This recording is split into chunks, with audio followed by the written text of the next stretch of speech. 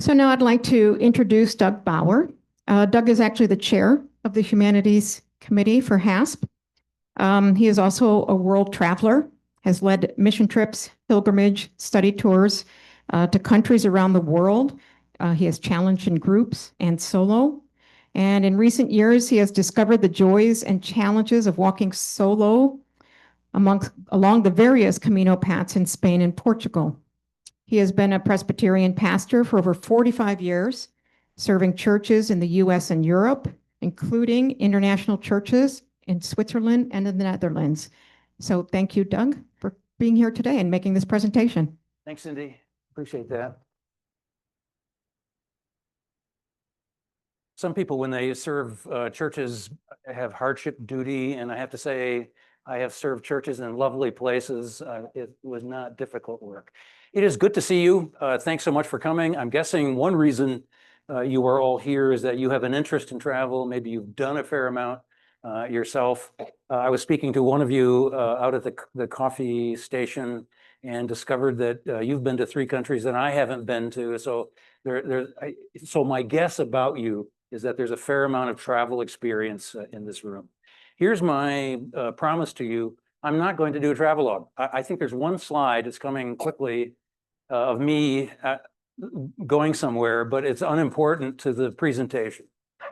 So this is not where Doug has gone in the world. This is about something different. Here's my plan. 3 parts. The first part, obviously, is an introduction to travel. You may be surprised to discover this, but travel is a far bigger category than most people are aware. We'll get into that. We'll explore a definition of what travel is, but it's a far bigger category than most people suspect. And I'm going to narrow that down a bit and talk about one kind of travel in particular, but really my comments could apply to all the various kinds of travel that we do. That will make sense to you later. And then next week, I'm going to irritate you. I'm going to make the case against travel. There is a great deal that is ugly about travel, and it's important for us to face that it's bad for the environment or the planet, often bad for the places we visit. I want to explore all of that. Oh, and then often travel does not quite deliver in all the ways that we think it does. We'll get to that too, but we like to think that travel broadens us, makes us more appreciative of other cultures, and there's plenty of evidence to suggest that most people return exactly the same people who left home. So we'll explore that. I'll irritate you, and then in part 3, what I want to do is to lift up 12 ways that travel could be transforming in your life. 12 different strategies maybe of thinking about travel and making it a richer experience for all of you. Because I don't think I'm going to talk you out of travel, but maybe I can talk you into making travel something more than it often is. All right, are we ready to go? So that is me. This is the only picture of me I'm going to show you. I'm walking a Camino path last October in Portugal. And I've learned a thing or two about walking Camino paths. I no longer carry everything on my back. So I do have a backpack there, but it just contains a water bottle and cell phone. So I paid somebody to bring my bag ahead every day to the next stop. So that's me a year ago walking somewhere in Portugal. So where did I get my interest in travel? Well, I grew up in a family that traveled everywhere. Every summer, soon after school let out, my parents loaded up the car and we took off on 3-week road trips around North America. And we saw a great deal. I'll give you a couple of examples here. One time, we went to national parks and national forests, as well as Pacific Ocean, Atlantic Ocean, and whatever the Gulf is called now. And we were even in the studio audience one time. This is in Hollywood. We were even in the studio audience one time for Truth or Consequences. Does anybody remember that? This was before Price is Right. Right. So I got to see Bob Barker as a young man, and I thought his hair looked green in the studio light. The Space Needle was built in December, or was finished in December 61. And that meant my father had to be there in June, the next June. So as soon as school let out, we were driving across country from Western Michigan, and we were there standing underneath it, looking up. This is not my photo. And I even remember what I had to eat in the restaurant. I had a tuna salad sandwich, and boy, was it good. Yeah, sorry for that. Maybe, oh, it's gone. Houston Astrodome was built in 1965. Oh my goodness, indoor baseball. So naturally, we had to drive to Houston, see this magical place. This was a time when they actually gave tours, daily tours of the new ballpark. So we took an afternoon tour. I was, I guess, 12 years old. I remember the guide saying, this is the 8th wonder of the world. And as a 12-year-old, I believed that this was the 8th wonder of the world. And then we stayed, my sisters and parents and I stayed to watch a baseball game that night. I was, as a young boy, I was a huge fan of the American space program. So one of our trips was to Cape Canaveral in Florida. And again, we had a tour of the vehicle assembly building, which is exactly 4.2 miles from the launch pad. And our guide, again, these statements stand out for me years, decades later. We were told that this building is so big that it creates its own weather. It seemed impressive to me at the time. I told somebody before class that I hate camping. In spite of the fact that you saw me in that photo with a backpack, I hate camping. I like to get somewhere and take a shower and anyway, not stay in a tent. Am I offending anybody by knocking camp? Okay. You're a camper? Okay. So in the 60s, whenever we were doing this, there were a lot of Holiday Inns. And so every night, we didn't come, I'm not from a fabulously wealthy family. We weren't poor either, but we weren't rich, I didn't think. But anyway, we stayed every night at Holiday Inns. And the best part of the Holiday Inn was the pool at the end of a long day of driving, sometimes 500 or 600 miles of driving. Mom and Dad sat in the front seat of Dad's Buick Electra 225. And my two sisters and I sat in the back seat trying so hard not to touch each other for 500 or 600 miles of travel. Even now, I cannot believe that we did this. Oh, this was before the era of standard air conditioning. So I have a distinct memory one time of planning the trip from Las Vegas to Los Angeles. And my parents were debating, they didn't include us in this conversation, debating about whether or not to make this trip at night, because temperatures in June in the Mojave Desert are quite well over 100. And ultimately we didn't do it, but it was a very hot drive to Los Angeles. This is not me. And I actually don't know who this is. So almost 3 years ago now, I sat down to reflect on all the travel I have done with my life. I had lots of questions to ask about it. What causes people to do this? Where does that urge come from? And well, okay, I'll keep going and I'll tell you about the questions that I have raised about this. As it turns out, our sense of adventure has both a genetic and an environmental cause. You're not surprised to hear this? I was surprised to find this out. Scientists have identified a gene, I mean, whatever those letters and numbers mean, which they have dubbed the adventure gene. And it turns out that about 20% of the population, those people who engage in adventurous, risk-taking behavior, what is this, curious, intrepid, 20% of the population has this gene. I've done Ancestry.com testing, and I don't know that I was tested for this. I don't know whether I have it or not. So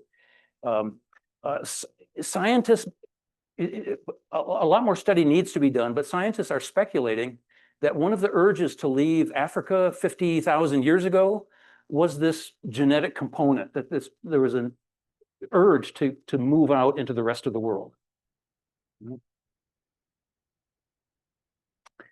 Then the environmental factor, I think this one probably made a difference in my life.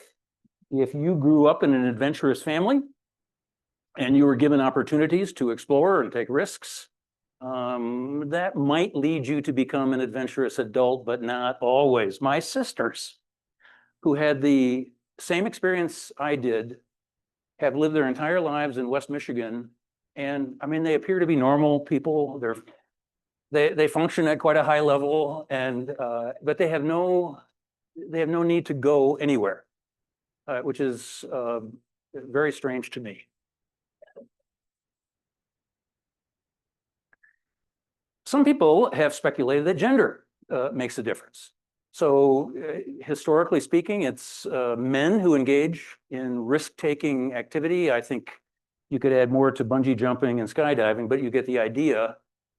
However, that seems to be changing, which leads scientists to a new conclusion, that is social norms probably were a factor too, preventing women from engaging in more adventurous behavior. And then I can't wait to tell you about, do any of you know Jen Drummond? She's a Hope College graduate, grew up in West Michigan. I have never heard her speak, but I've read interviews with her. She has now climbed all 7 second summits. I didn't know there was a category like that, but the second highest mountain on 7 different continents. And in the interviews I read with her, she was asked, where did this urge come from? And then she describes something that happened to her. She was driving along, had a collision with a tractor trailer. She turned over 3 times. And then sitting upside down in the car, she was still buckled in. She started to move fingers and toes and thought, look at that. How about that? I survived this. And so I don't know, there's got to be a leap there to, mountain climbing, but she began to see that she was capable of far more than she had originally thought.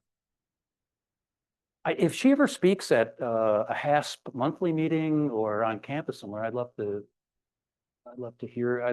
meet this person. So I'm using the word adventure, which may not be the word you associate with travel. When you take your Viking River cruise through Europe, you may not think of this as an adventure, but I'm using this word on purpose. We're going to continue to come back to it. And by using this word, I have more in mind than family road trips or Jen Drummond's mountain climbing, for that matter.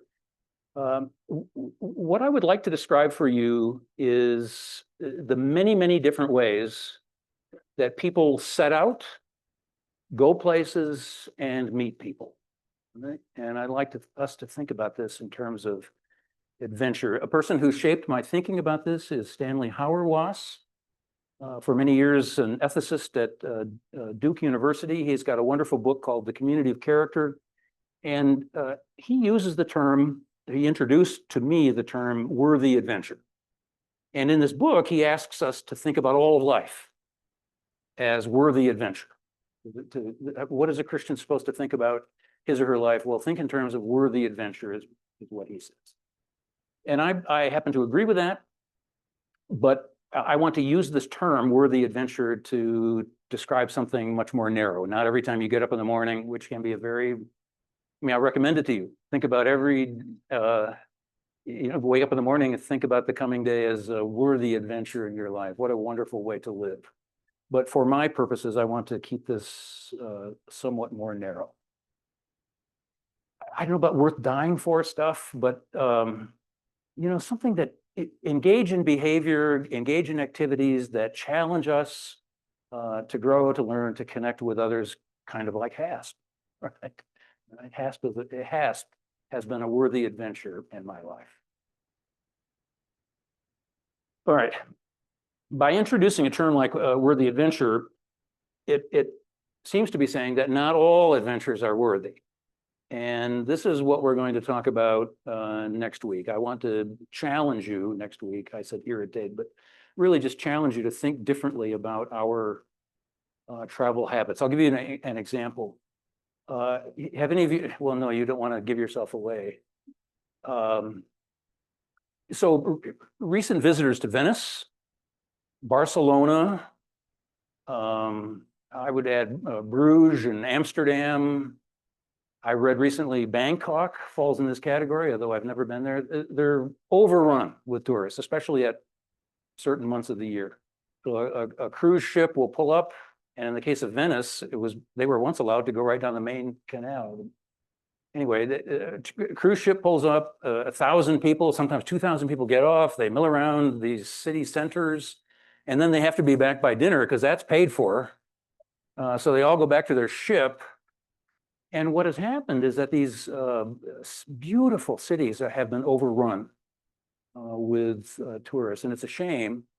And I don't know the situation in Bangkok, but the European cities I named are finding that the native population is actually shrinking. The people who were born and raised there have typically left. Sometimes over half of the native population is gone, and all the housing is used for moi. I'll give you an example of this. The Camino, which I've walked a couple of times, all the Camino paths end in northwest Spain in a beautiful university town called Santiago de Compostela. The university is struggling. And the reason it's struggling is that if you are a property owner in Santiago de Compostela, what would you like to do with your property? Rent it at a high price to somebody like me, who is staying a couple of nights, or would you rent it at a very low price to a student? And these entrepreneurs, capitalists, are thinking, oh, I'd like to rent to Doug instead. And what's happened is that the university is struggling mightily. And I have terribly mixed feelings about that. I'm so glad I went, but I think there's a cost in some of our travel.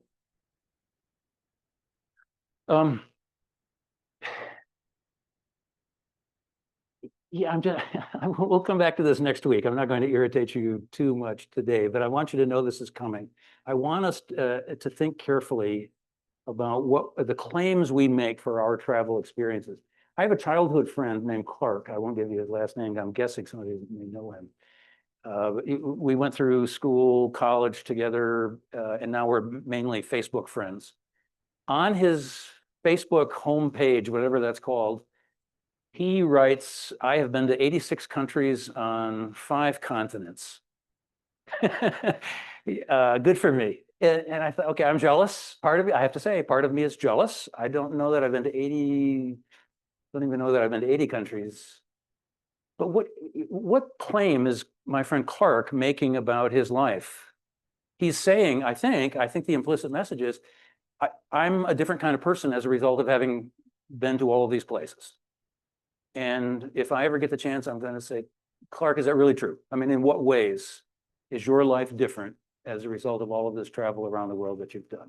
And by the way, I'm really jealous. When people introduce themselves, they often say, I love to travel. And then you're supposed to admire me for having said that. Oh, good, you have that interest. And but is it always true? Does travel make you a more interesting person? You would like to believe that it does. But does travel always make us more interesting? Not always. So I have to tell you one story about risk-taking. I promised, I think we have a little time for this. I'm not proud of this, and I learned a great deal as a result of it, although it didn't eliminate my risk-taking tendencies. I have led a number of church groups to Israel now, and to make it interesting for me, I've approached it different ways. Usually we fly into Tel Aviv, Ben Gurion Airport, but a couple of times we flew into Amman. I thought it'd be fun to start from Amman and drive, and then of course go to Petra, but then come in as Joshua would have entered the land. So we crossed at the Allenby Bridge, and then we discovered that, well, the Israelis call it the Allenby Bridge because the British gave it that name, a little colonial past there. But on the Jordanian side, it's called the King Hussein Bridge. They're not having anything to do with that colonial stuff. Anyway, I've gone to Israel several times, and I try to mix it up so that it becomes so that it's still interesting for me to do. I think it was my last, no, next to last time in Israel, we had a free day in Jerusalem. So we're at the end, the group's told they can do whatever they want to do on this last day in Jerusalem. And I had always wanted to go to Mount Sinai. Well, just so you know, nobody knows where the original Mount Sinai is, but there is one mountain on the Sinai Peninsula where a monastery has been built, St. Catherine's Monastery, built centuries ago. So that is the destination for people like me. So here's how it was planned.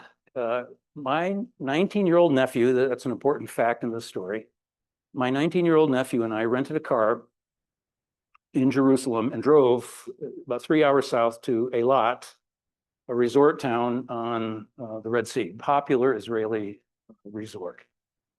We left our car in a hotel parking lot. This is all legal. We left our car in a hotel parking lot and walked across the border at the passport control. We hired a Bedouin taxi driver. We didn't get to the border with Egypt till close to midnight. We walked across the border, hired a Bedouin taxi driver, and then took off from Mount Sinai. What we did not know because I don't think it happened before we left Jerusalem, was that Iraq attempted to assassinate George H.W. Bush in Kuwait. I don't think he was president at the time, but he was traveling there. And President Bill Clinton launched a whole bunch of cruise missiles into Baghdad. So the State Department issued a warning to American travelers to stay in your hotels. There is no telling what Arab countries are going to do in response to this. Well, I was in the middle of the Sinai Desert and I didn't know about anything else that was happening in the world. And our taxi ran into an Egyptian army roadblock.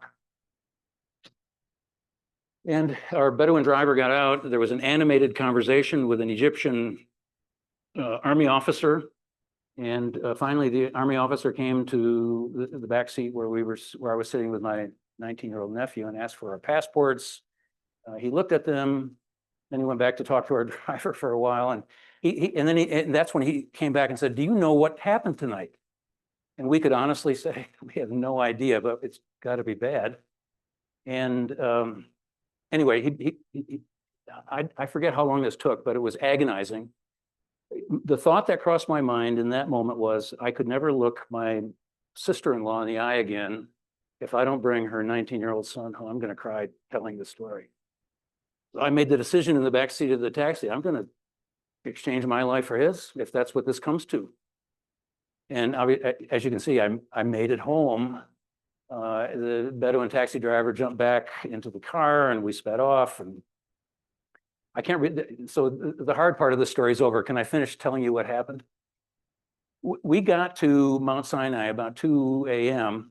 and it takes about 2 hours to get to the top. My 19-year-old nephew wanted to jog up the mountain. I wasn't quite this old then, but there's no way I'm jogging up a mountain. But anyway, it took us 2 hours to climb. And then we dozed a little bit up there, I think, but then the sun came up over the Gulf of Aqaba, which is one of the most glorious sights I think I've ever seen. We could smell incense from a tiny Orthodox church at the top of this mountain. And then we became aware that there were 200, at least that was my guess, about 200 other pilgrims at the top of this mountain. One of the most remarkable experiences of my life. And so then we went down the mountain, jumped in the taxi and went home. I came face to face on that trip with my risk-taking behaviors in life. Doug can't do everything Doug imagines himself able to do, right? Which I have been sort of raised to believe about myself. All right. Not all risk-taking behavior is good. I could tell you other stories, but that's enough.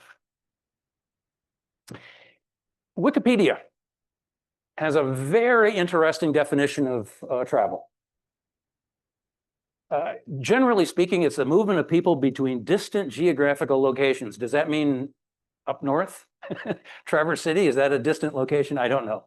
But it's the movement of people between distant locations.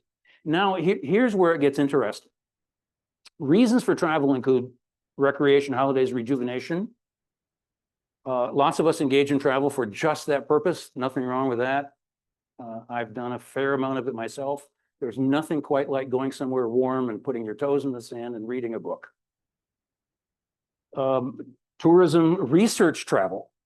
Plenty of academics in this town travel places to do research, gathering of information, visiting people, maybe relatives who live elsewhere. Oh, here's a good one. Volunteer travel for charity and mission. I've done a fair amount of this, taking mission trips to a variety of places. Ooh, migration to begin life somewhere else in the category of travel. Religious pilgrimages, yes, you've heard that I do that. Business travel, trade, commuting, obtaining health care. I have a seminary classmate who wasn't happy with her teeth, and so she has gone to Costa Rica, I think it was 2 separate visits, to get dental implants, much cheaper in Costa Rica, and it's a nice place. So she went to, but I know other people who've gone to other countries to get more affordable healthcare. Not sure that I would do that, maybe for teeth, I don't know. Waging or fleeing war.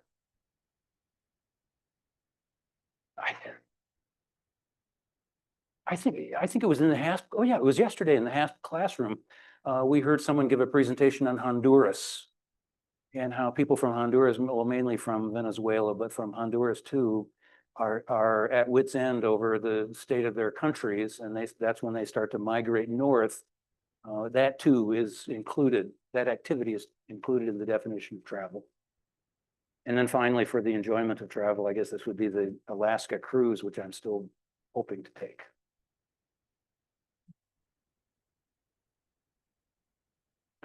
Travel, here's the case I'm going to make. Travel is our origin story. That happens to be the first sentence in my book. When I sat down to begin reflecting on my travel experiences, I discovered that people have been doing this from the very beginning and from the opening chapters of Genesis. So travel is something that human beings have been doing from the beginning, and I'm going to start with, I'm embarrassed to put this slide up because this map doesn't mean anything. I don't know what that's supposed to represent, but you'll get it in a second. When Cain did whatever he did to his brother Abel, he slew him. He went into exile. And so he said, I shall be a fugitive and a wanderer on the earth, and anyone who meets me, he's worried, anyone who meets me may kill me. And then the Lord said, no, there's going to be a big penalty to pay if anybody lays a hand on you. And the Lord put a mark on Cain so that no one would come upon him and kill him. And then verse 16, Cain went away from the presence of the Lord and settled in the land of Nod, east of Eden. Well, what is that? Well, it was an Old Testament scholar teaching in a HASP classroom not too many months ago who told me something I didn't know before. I'm not sure why not. The land of Nod can be translated the land of wanderers, the land of wandering. There is this idea already in, where are we, in the 4th chapter of Genesis, there is this idea that people are on the move. They are moving around the ancient world, and there's even there's even a land named for it. Very interesting to me. I'm going to talk about Abram, probably the biggest travel story in, well, certainly in Genesis, but in all the Bible. One day, how old was Abram? Was he 70 at least? One of the wealthier people at that point in history. God comes to him and says, I want you to go to a land that I will show you, unnamed. I want you to go to a land I will show you. So Abram gathers his wife and nephew Lot and I don't know, as much of his belongings as he can take with him. and servants, slaves, not clear exactly what they were. So a fairly large group of travelers, they set out along the trade routes of the time, and they land in Canaan. This is amazing. The fact that Abraham, and he became Abraham later, the fact that Abram was willing to do this is amazing. And in fact, the Bible says God counted it to him as righteousness. Good for you, buddy. He made a lot of mistakes along the way. You'll have to read that part of the story yourself. He didn't always act appropriately, but he did the one thing that God asked him to do. Okay. And then God said, oh, be a blessing. That same Old Testament scholar who told me what the land of Nod meant also said, this is a deeply problematic sentence in the story. And so I'm leaving it there because this is my Sunday school understanding of what we're meant to be. In all of my travels and all of my going places, I have decided, because of my Sunday school training, I've decided that my purpose is to be a blessing. You know, whatever the problematic issue is in Genesis, that's my understanding. So, I'm going to say one word about the New Testament. The New Testament too is filled with moving around. Have any of you gone on a tour of Greece and Turkey? Paul's, what do they call this? No, nobody's shaking your head. Yes, I once took a group of church members to Greece and Turkey, and it was the footsteps of Paul. So you have done this. My takeaway from the footsteps of Paul is that no modern Christian, no 21st century Christian could do what Paul did.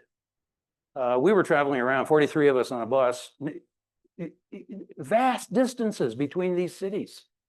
No 21st century Christian could have moved around as the Apostle Paul did to plant these churches. And then the Gospels too, Jesus is always on the move. At one point he says about himself, the Son of Man has nowhere to lay his head. There's this sense that he's, at least during the years of his ministry, he is on the move. All right. So with all of those travel stories, there are a lot of messages about travel. How should we travel? How do you behave while you're moving around? How should you expect to be welcomed when you go to another place?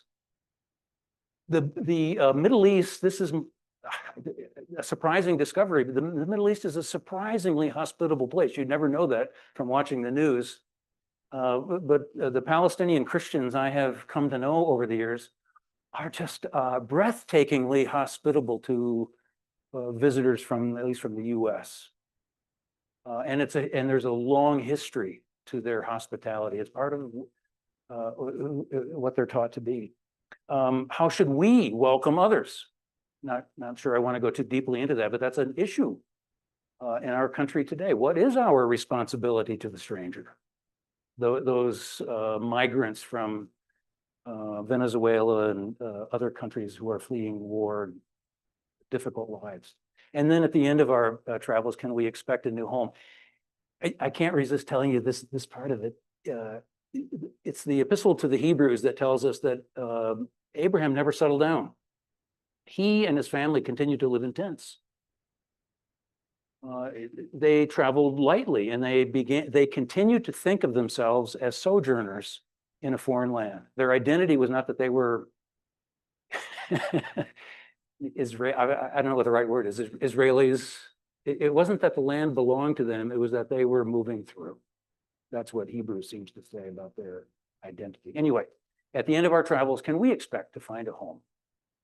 I think I'm going to read something. Yeah, I'm going to read something for you here. This is from the first chapter of my book.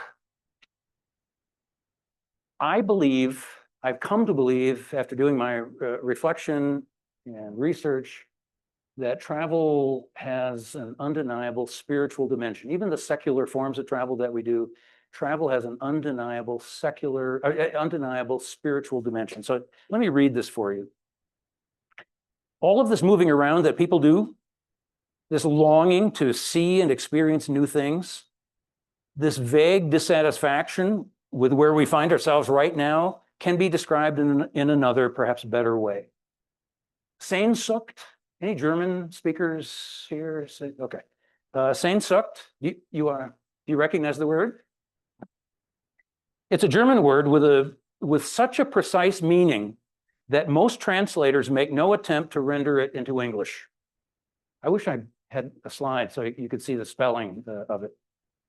Sehnsucht is a yearning for something that we can't quite define, a feeling of incompleteness that drives us to search for something more, a feeling of dissatisfaction with the present that compels us to seek something more fulfilling.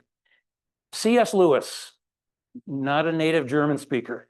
C.S. Lewis loved this word and used it throughout his writings. C.S. Lewis once described Sehnsucht as an inconsolable longing in the human heart for we know not what.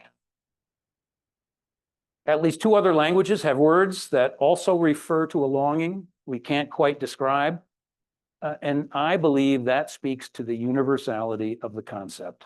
I have come to see that inconsolable longing for we know not what is spiritual in nature. And it is, we might say, a yearning for God. To come back to Hauerwas, remember worthy adventure?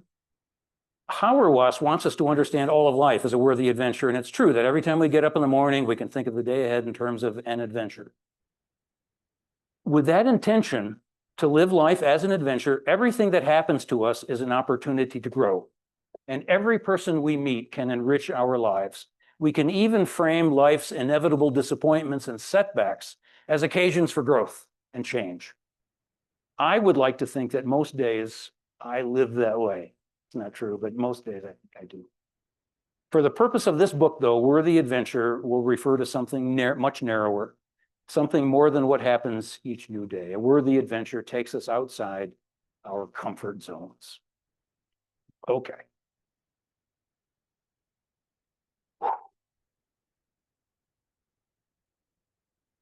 Here is where my mind was blown in my reflection and research.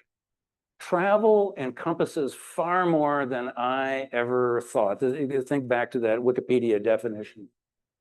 There are both voluntary and involuntary forms of travel. I am the product of a migration involving 34 million people. My grandparents all came from the Netherlands, late 1900s, early 2000s. Is that right? No. Oh, I meant to say the late 19th century, early 20th century. Yeah, okay. Wow. Were you going to tell me I got it wrong?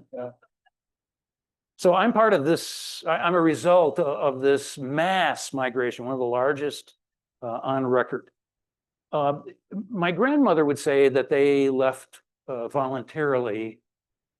I've done my own reading about this, and I think there was a powerful economic incentive for all of them. Oh, she also mentioned the state church in the Netherlands. They couldn't stand that anymore either. But I think the economic motivation was the primary driver. They were not looking at many opportunities. At least this is certainly the case in the Netherlands. Then there's Ireland. 1 million people, more than 1 million people migrated from Ireland to the US, as well as Canada and Australia between 1841 and 1850, because there was a famine there. Was that voluntary travel? Maybe the choice of where they went was a voluntary decision, but I'll bet you didn't expect to hear me talk about the slave trade today. I've seen figures as high as 15 million African Americans or African people, but at least 13 million people were kidnapped, enslaved, and brought to the Americas. There has been plenty of slave trading throughout history, but this is the biggest one ever.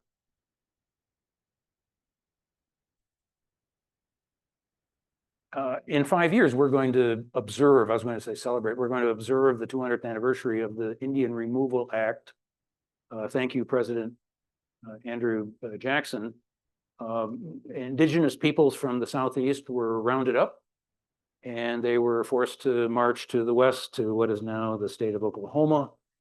The march for some of them I guess those who left from Alabama probably didn't have as far to walk, but the march for some of them was 1,000 miles long, and quite a few of them died along the way. Forced travel, involuntary travel. So the travels we've done, the places we've visited, maybe the places around the world where you have lived, either voluntarily or involuntarily, are experiences we share with people throughout history and around the world. You're not the first person ever to have traveled and visited a new culture and heard a new language and so on. And yet, in decades of going to church, I don't think I've ever heard a sermon or any adult education teaching about this topic. With all of the movement that there is in the Bible, why is it that we don't do much reflecting on this? Okay, and I suppose I'm guilty, because by the time I worked on this project, I had already put in a few decades of preaching, and I don't think I touched the topic either. But I suddenly began to realize that this experience that I had was a nearly universal experience. So why is it that people do it? So I warned you that I was going to narrow this down. So we're not going to talk about mission trips, all those other forms of travel. We're going to talk about one in particular. And if you were here last spring, you heard me talk about this in some depth. I'm going to take a slightly different approach to this. Has anyone here ever been on what was called on the flyer that got you to go along? Has anyone been on a pilgrimage? Okay, often Holy Land tours are billed as pilgrimages, right? Is that the one you're, okay. I can't resist. When the travel company that we worked with produced the brochure for my first trip, that's what was on the cover. It was a 12-day pilgrimage to the Holy Land. And I thought, oh, that sounds so Catholic. Our people won't want to do this. And then on my first visit to the Holy Land, I realized, yeah, that's what this is. This is a wonderful way to experience pilgrimage. Okay. So here's what I want to say. I'm no longer frightened of that word.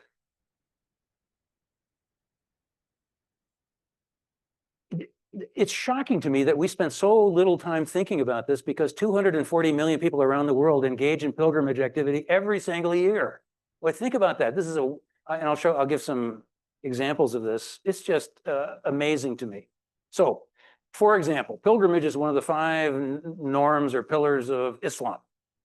No travel requirements in Christianity, but there is in Islam. So if you're a male, you're physically able and you can afford to do it, you have to go to Mecca at least once in your life.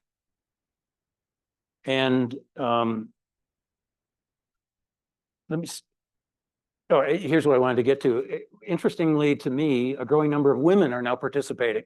Up to 40% in the last year I could find numbers for. Up to 40% of the pilgrims were women, and they were not necessarily accompanied by a male. No one here has ever gone on the Hajj. I have not either. But I have read about the activities. There, I think, a list of about 10 activities that people participate in, and they're just wonderful. Here's an example. They walk 7 times between a couple of mountains to remember Hagar's search for water. Oh, I mean, that's interesting. There's an activity where they throw stones at some pillars. It's to ward off evil spirits. I mean, these are fascinating activities, religious at their core. And I mean, I think after reading about it, I think I can understand why there's such a strong desire to do it. Oh, I'll tell you my Malcolm X story. When I say Malcolm X, I'll bet you don't have an immediate positive impression of that name.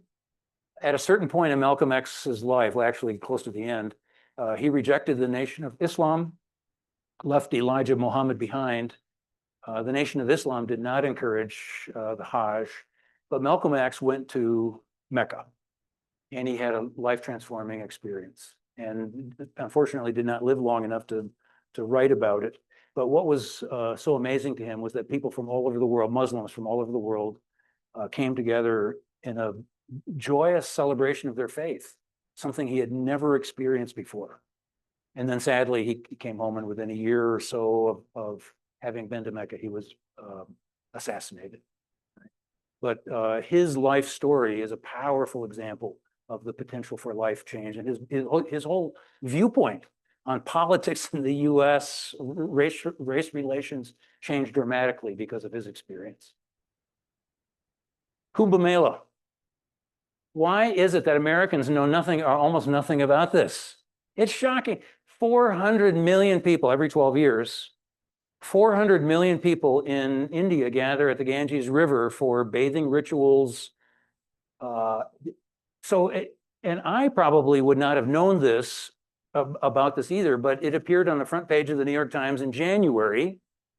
And then it only appeared on the front page of the New York Times because some people got killed. There was a crowd rush. I think it used to be called a stampede, but there was a crowd rush. So dozens of people were killed or injured.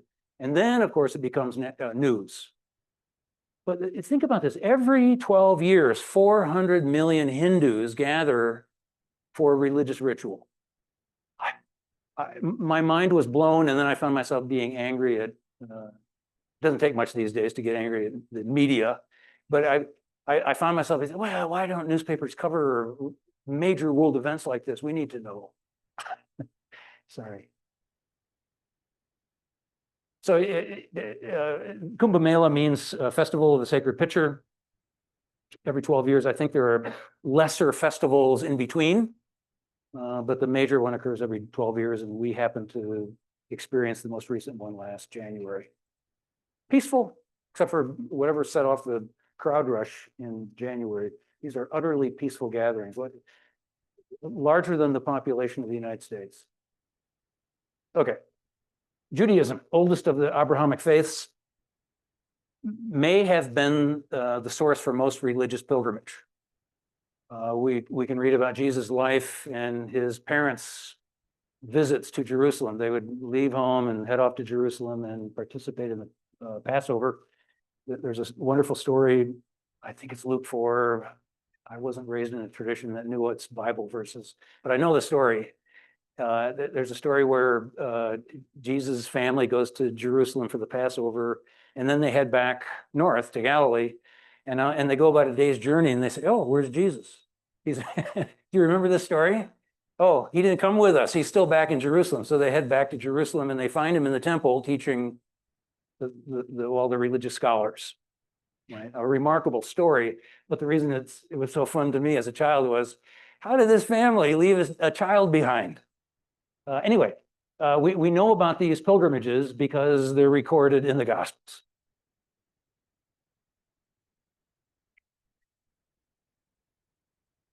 I'm waiting for a reaction here. Not all pilgrimage is religious in nature. The Burning Man festival takes place every year in Nevada desert. I made a mistake in a presentation one time, and I said, well, if you like to run around naked in the desert, this is for you. And then I met someone after my presentation who said, well, I was there and it was life-changing. So I've learned not to make jokes about this, but I have to say, for somebody like me, this is very hard to understand deeply. And yet I get it at some level. We human beings like to go places and then find meaning in the activity. I don't know if we're going to get to this or not, so I'll just say it now and then we can skip the slide when I get to it. Thomas Merton, is that a familiar name to you? If you're Catholic, you would know. He spent most of his life in a small abbey in eastern Kentucky. That's where he was. For some reason, his superior did not allow him to travel, but his mind wandered freely. But he stayed in one place until almost the end of his life. And then I don't know if he had a new superior or what happened, but he was allowed to travel to South Asia. And he too had a life-changing experience. He was in dialogue with religious leaders from Eastern religions. and came to a whole new understanding of the Catholic faith as a result of this travel. And then he died shortly after that and didn't get a chance to write all that much about it. So, okay, so here's where I was going with that story. Thomas Merton defines pilgrimage as an outward journey and an inward journey where you kind of find a way to bring those together. You're going somewhere, you're doing something like going to the desert in Nevada, but you're finding inner meaning. And Thomas Merton said that is a universal longing.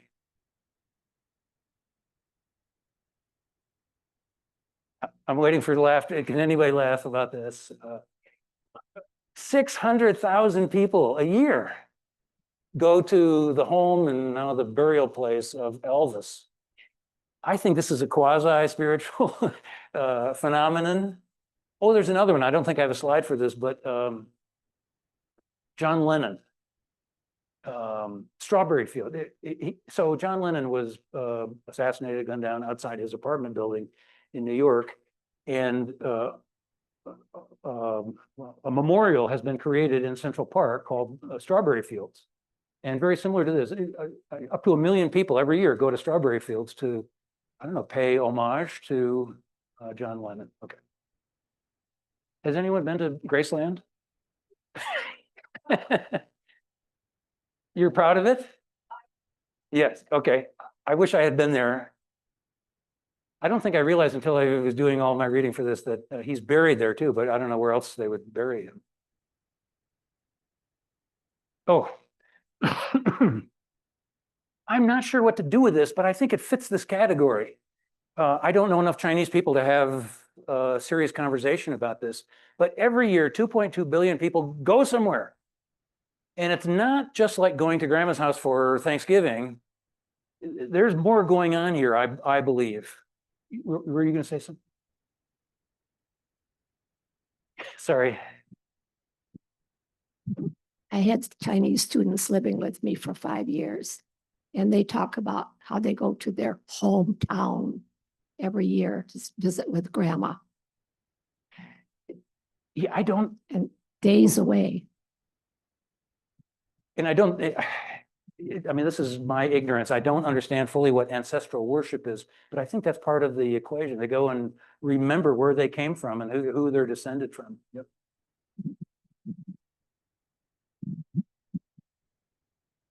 I worked for a Taiwanese company after I retired, went over to Taiwan a couple of times.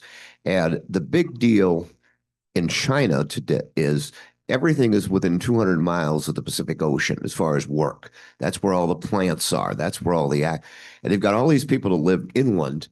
And we actually were to the point in business, we shut down. I mean, we didn't do anything.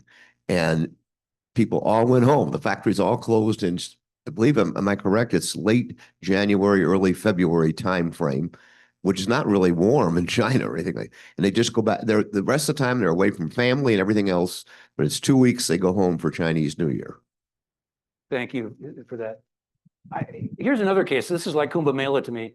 How is it that I got to be whatever age I am, and I don't know what 2.2 billion people around the world are participating in? I feel like my world is so small. But then again, I've never traveled to Taiwan. Maybe I would know much more.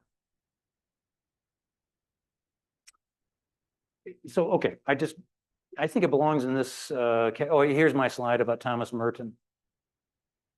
He says it better than I did. So the geographical pilgrimage is the symbolic acting out of an inner journey. I get that. This next sentence is a little harder. The inner journey is the interpolation of the meanings and signs of the outer pilgrimage. One can have one without the other. It is best to have both.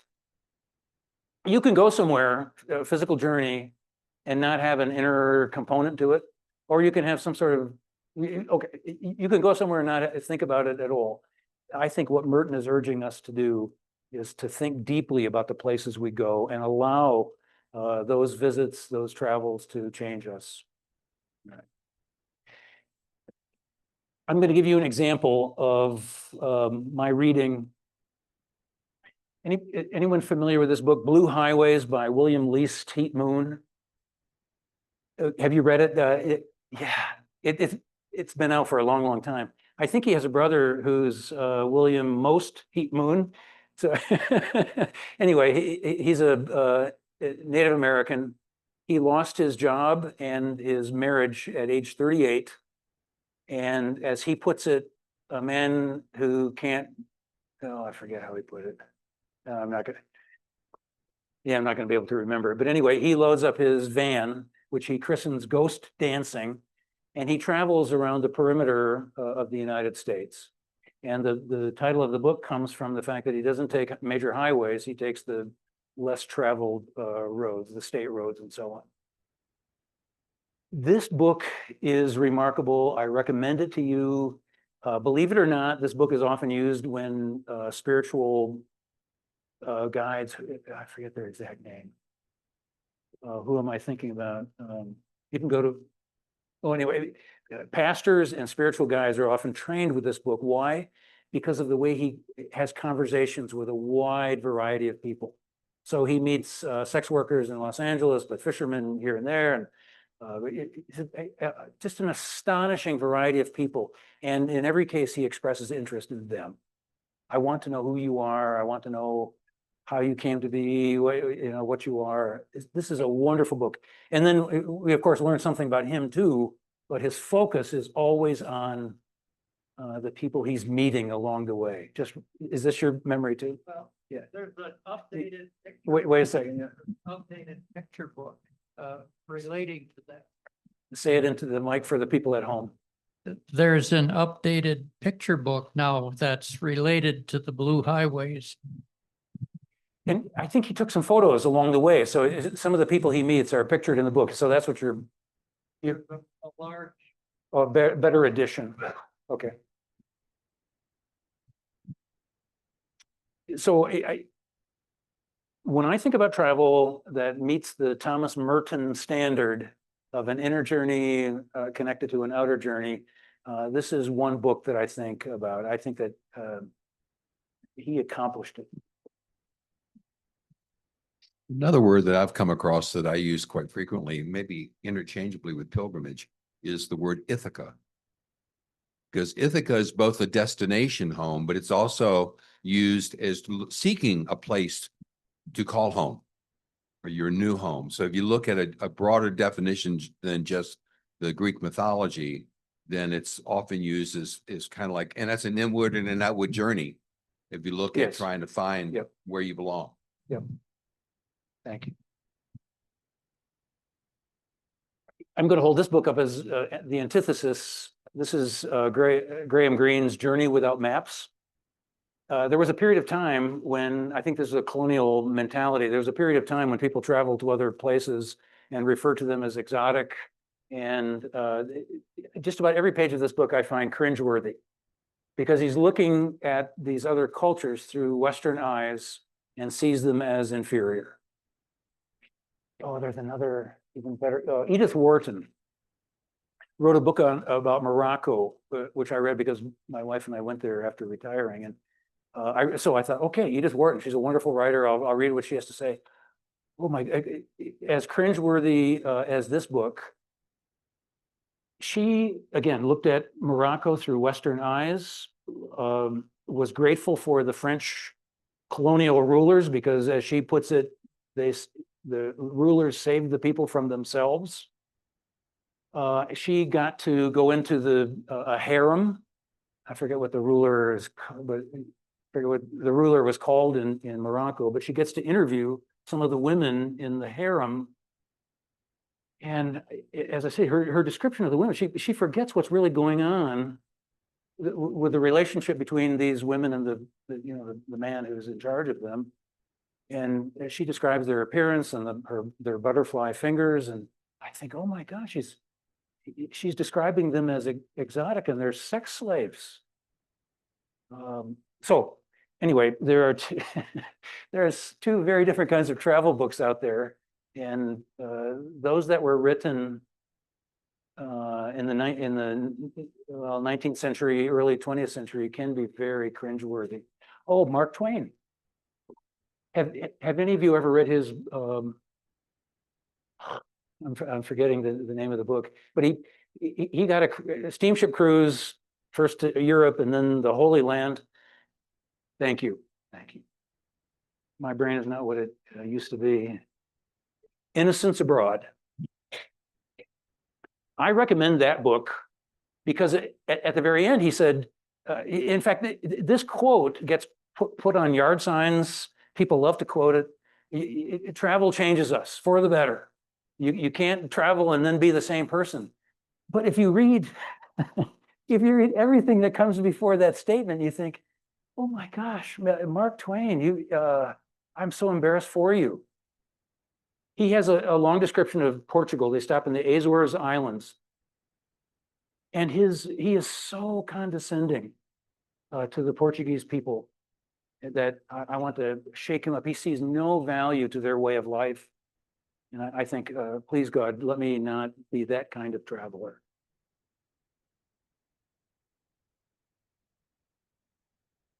Here's a book I do recommend to you. And one of the reasons I recommend it to you is that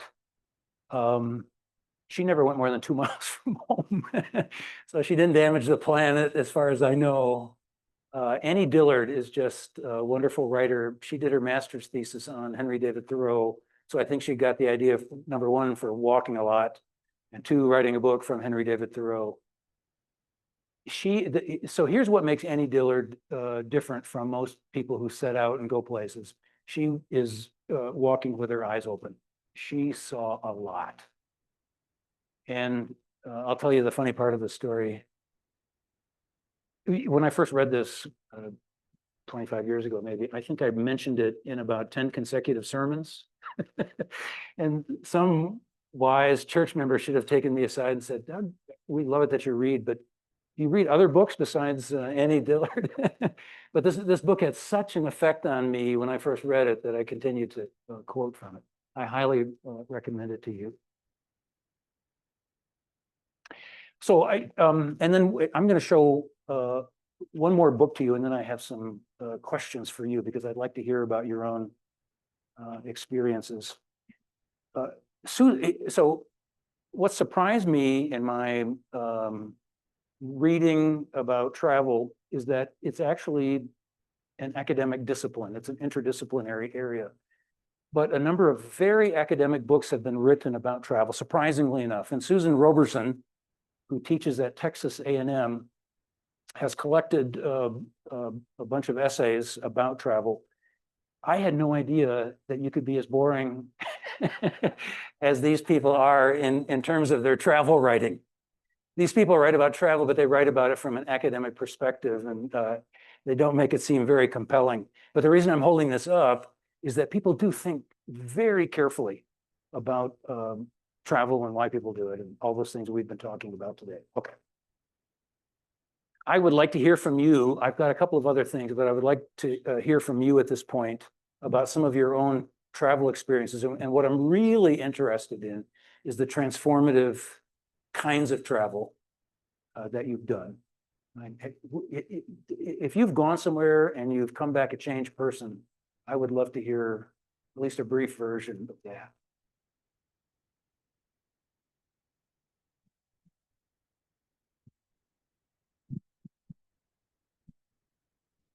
We just came back from a trip through Egypt, Jordan, hiked into Petra. We were hot. It was a great trip. Got to the bottom, Viking cruise guide, wonderful guide, Bedouin, taught us a lot. But at the bottom where we got a Coke, it was a Crown Plaza restaurant, beautiful bathroom. We sat, we were tired, but travel mates of ours on the way back out stopped and got a Coke at one of the vendors. We were tired of vendors by that time and probably fearful of having to buy something.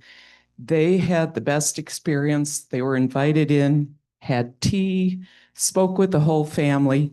They were crying for tourists because of the war in Gaza. So we were there pretty much on our own, but I have turned over that experience about all the experiences we had that we missed something by being maybe afraid or tired or not wanting to talk to the people.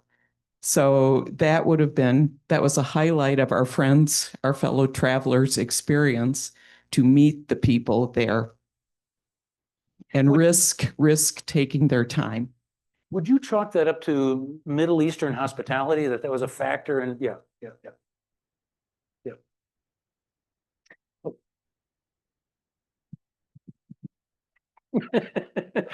Be selfish.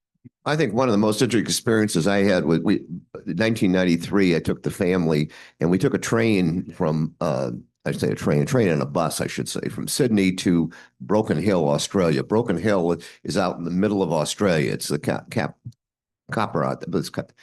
And we're on a bus talking with a guy named Ted, excuse me. They don't use Ed over there. That was the first thing I learned. And he was telling me about, he was a widower. He was 67 years old, so about the age bracket some people in here. And that he had some Aborigine guy lived out of this little tiny place. He was stuck. They had nothing there. And he had he only was, the little place was only 20 by 20. And his neighbor was 40 by 40. And he had one neighbor who was 180 by 180.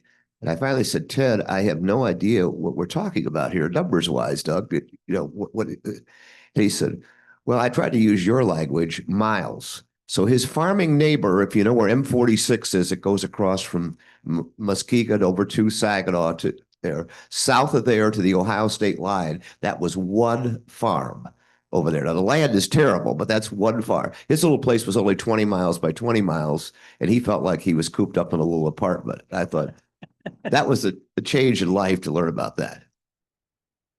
I'm trying to say that in my own words, but the different perspective on land and what's a big piece of land. Okay. I like that. Okay. Am I on? Yes. In 2012, my husband and I lived in Ecuador for a month, and we went as part of a group learning the language. We both knew Spanish. He knew a lot more than I did. So this was intensive Spanish language, 4 hours every morning, Monday through Thursday in a classroom, and then exploring. We were in Cuenca, which is a World Heritage Site city. And at first we thought, oh, this is wonderful. It's a beautiful city. We had a lovely apartment. They use the American dollar. You can drink the water. And a lot of Americans were retiring there at that time. But as we got to know the people and they welcomed the Americans, we realized how much we were changing their life and not necessarily in a positive way. For one thing, rents were going up.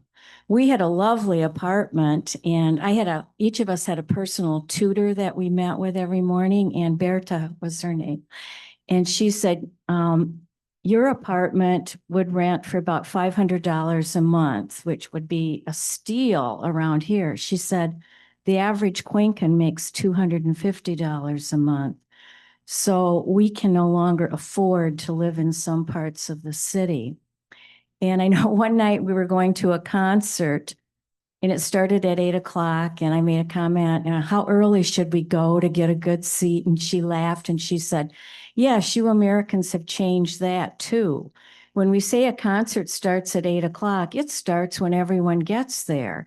But you Americans get there early, and so when we come in, we can't get a seat. And there were examples, so many, and we got to know so many local people, but it really made us rethink what we do when we go to these countries and how we should act. I love that story. Learning to see the rest of the world through the eyes of another is a great gift. So some of these learnings are painful, but learning to see the world as they see it can be very important. That's not always, though, done charitably. You mentioned places like Venice and Barcelona. The same thing's happening in Tokyo and Kyoto. The Japanese are now asking visitors to stay home. I read an article, I can't even remember which periodical it was, about travelers to Japan who rent Japanese apparel and parade down Gion in Kyoto so that they can experience geisha life as a native would, you know? So, I mean, there's always two sides of the coin, I think. There are a number of European countries who have offered golden visas or something. And some of the response to that is the same as you're describing. The rents have gone up. I have a niece who moved recently to Madrid to take a teaching job. Well, she's able to pay far more than the native population, and that's driving, yes, it's driving up the rents. And so the view of Americans then becomes quite a negative. Yeah. As an adult, I had received my master's degree, and Wayne State University and Aquinas College both had programs with foreign governments who were looking for foreign teachers. And so I had an opportunity to go to China, and I went for a year and taught at university with students who were in their 20s. What really amazed me is everybody wanted to be my friend because they wanted to practice English.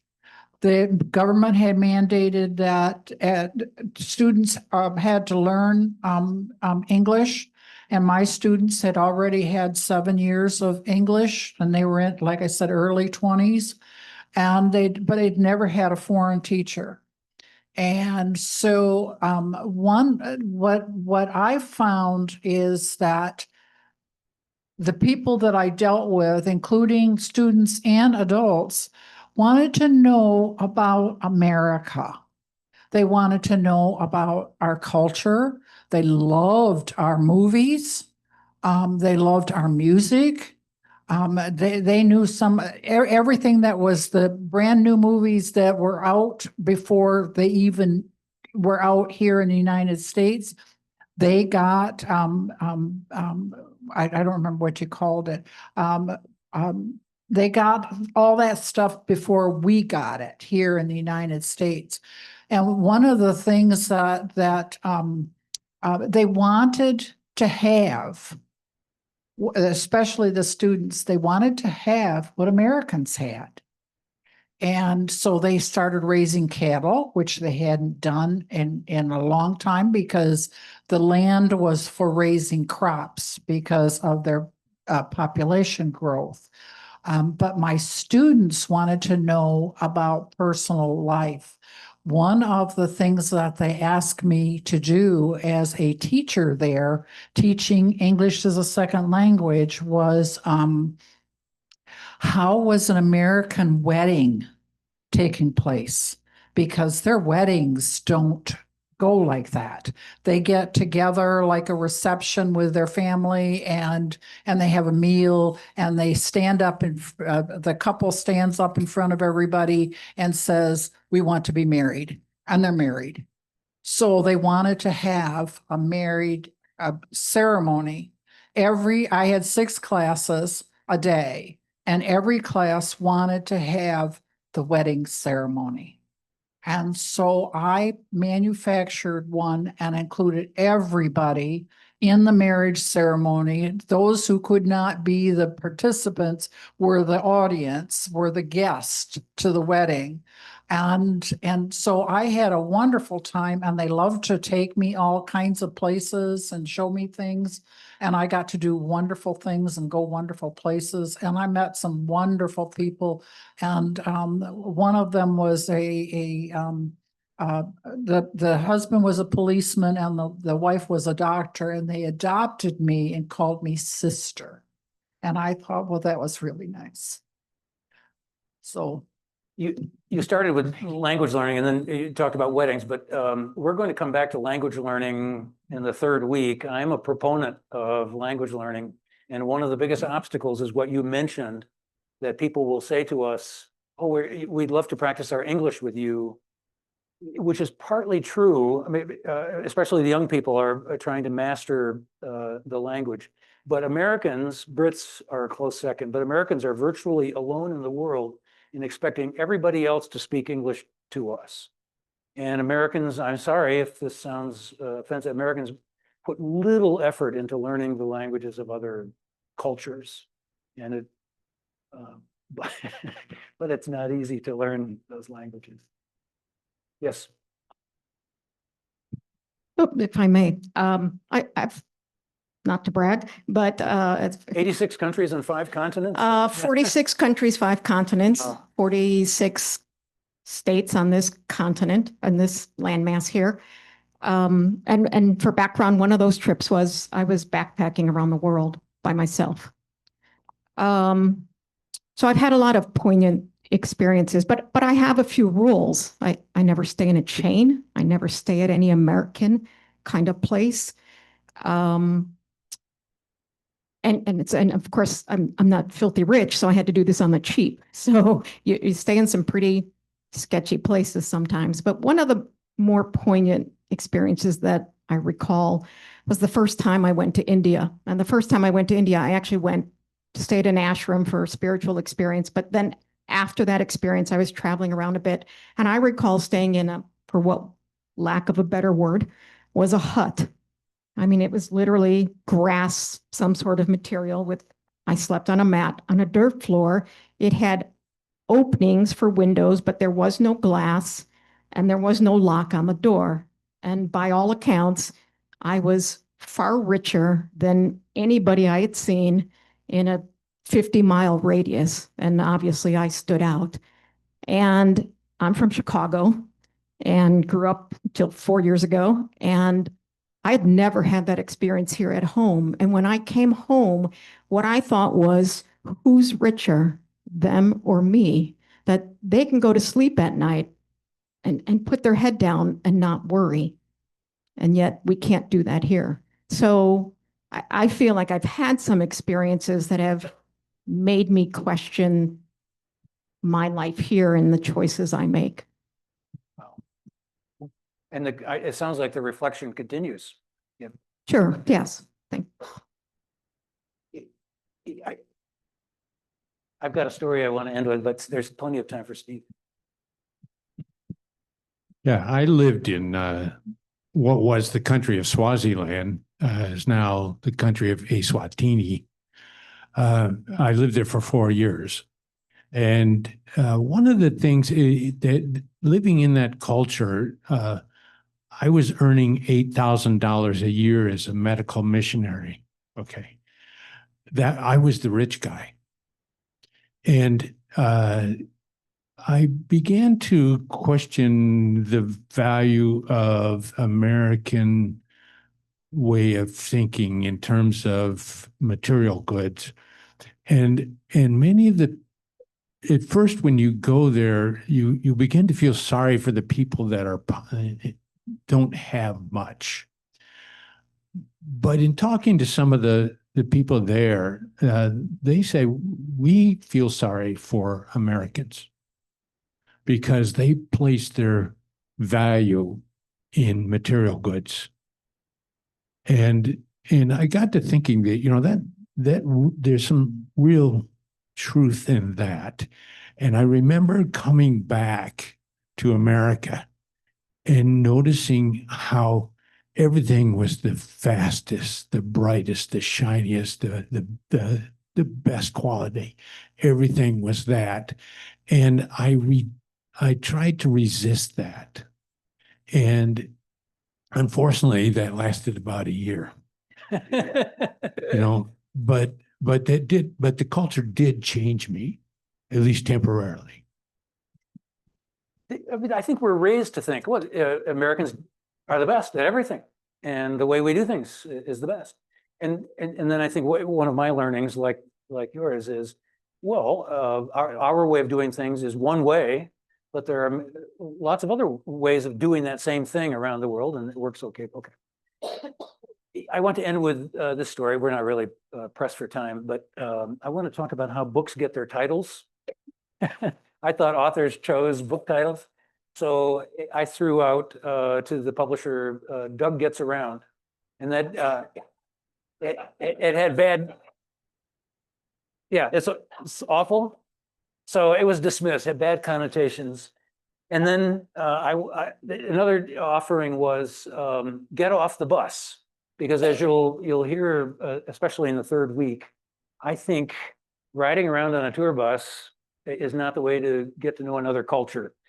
I mean, the ideal way is to live there, but if you can't live there, at least you can get off the bus and engage with the population. And then a short story about that is that when I lived in Zurich, the church was in a gorgeous building, the old building, but it was right in the touristy area. So at noon hour, I'd walk out to get lunch, and a tour bus would roll by with American tourists, and they're all looking out the window. I felt like an animal in a zoo, but they were looking at me like, whoa, I wonder what he's going to do. And anyway, so one of my suggestions for book title was Get Off the Bus. And now I'm going to say that I learned something yesterday which changed my mind about that. It wasn't chosen by the publisher, by the way. It's The Traveler's Path. I'm sorry, hope you feel better. So I had lunch yesterday with a childhood friend who had just returned from Switzerland and France, and he wanted to get together because he had visited some places where I'd lived. And so here was his comment. He is used to traveling in Europe on a Rick Steves tour.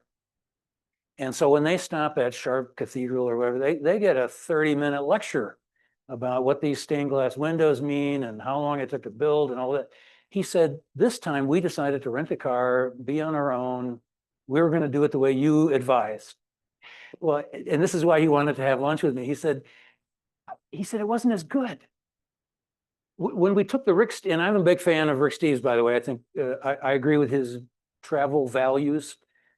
But what he discovered was when they were driving around their rental car, they missed all of the learning that happened on the Rick Steves tour. There were no lectures to explain why things worked the way they did. So I'm still sorting that out today. Maybe getting off the bus is only part of the solution.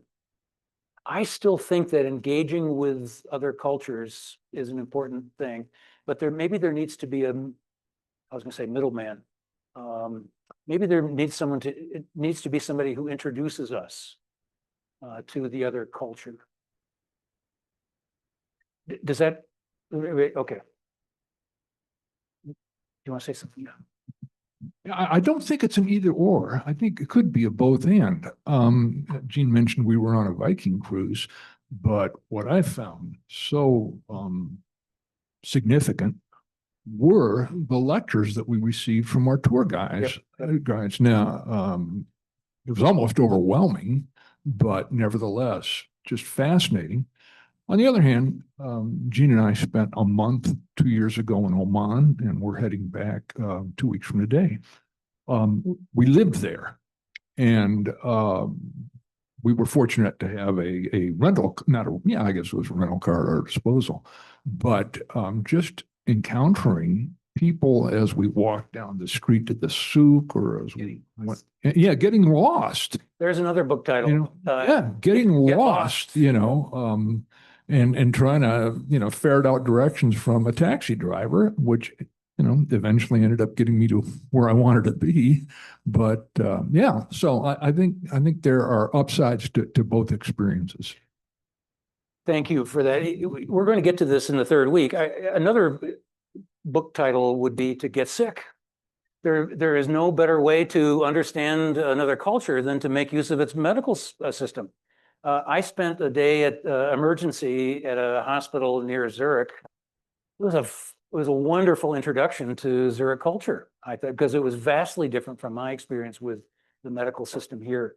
Oh, what's another one? It slipped my mind. We bought a car. There's nothing like buying a car in another culture to understand how things work, right? So anyway, we'll come back to that in the third week. And I think I gave you enough reading to do between now and next time. Thank you for your participation.